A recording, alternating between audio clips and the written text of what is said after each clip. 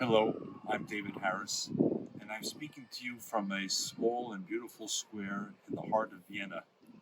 It's called Brahmsplatz, and what makes it especially important is the building right behind me, number 3. It's a lovely building, but it was also the scene of an extraordinary human drama, a Jewish human drama, and I played a small part in it.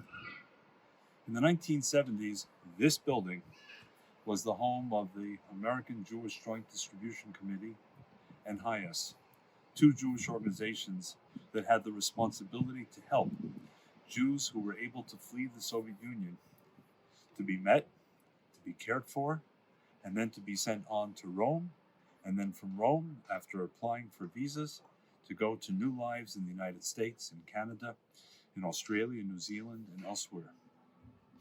Those Jews who arrived in Vienna and wanted to go to Israel were met immediately by the Sachnut, the Jewish agency, and within a matter of hours or just a few days went directly from Vienna to Israel. Thousands and thousands of people entered this building and went up to the second floor where we had our offices. I don't even know how to begin to describe the scenes that we saw each and every day. But just imagine, these were Jews who came from the Soviet Union, where there was no inherent right to emigrate. They had to apply. They had to go through an extraordinary process. Many were refused. Many had to wait years. Many lost their jobs. Many found their families harassed and persecuted for the simple act of wanting to leave. But eventually, many got their visas. They were able to board planes or trains and starting to come west.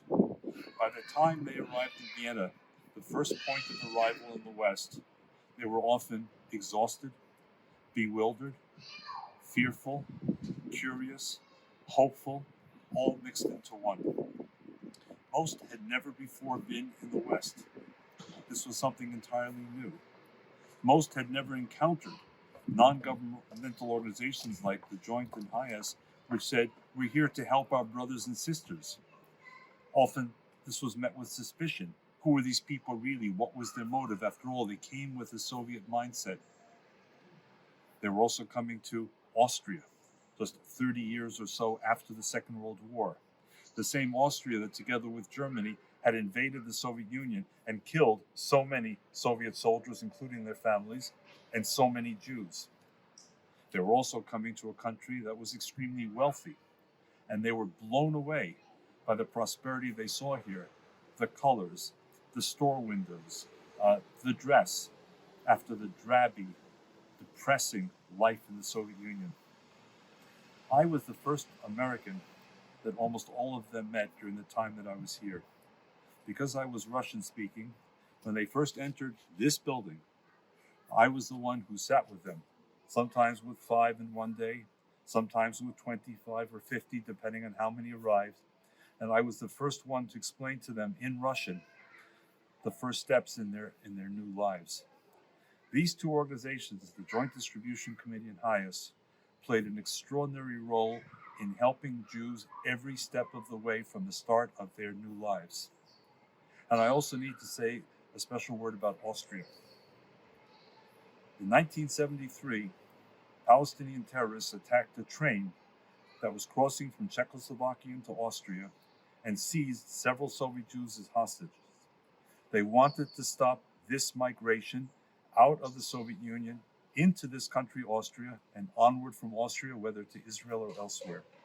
They put enormous pressure on Austria to do so, to the point where then Prime Minister of Israel, Golda Meir, had to fly here and meet with Chancellor Bruno Kreisky, himself, by the way, a Jew, in order to insist that Austria not yield to the terrorists, as at first seemed to be the case.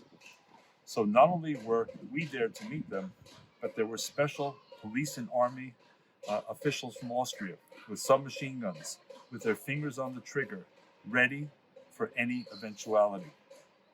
But Austria, in the end, did not relent, and this process continued through the 1970s and 80s. And so, for this story, there's a happy ending. The people who arrived in Vienna went on to Israel, went on to Rome, and from Rome to the United States and other countries, and began new lives. An extraordinary chapter in Jewish history, something that is not well known enough or understood enough. It's an inspiring story. And at the end, by 1991, thankfully, happily, there was no more Soviet Union. There were no more restrictions on Jews who wanted to choose their place of living.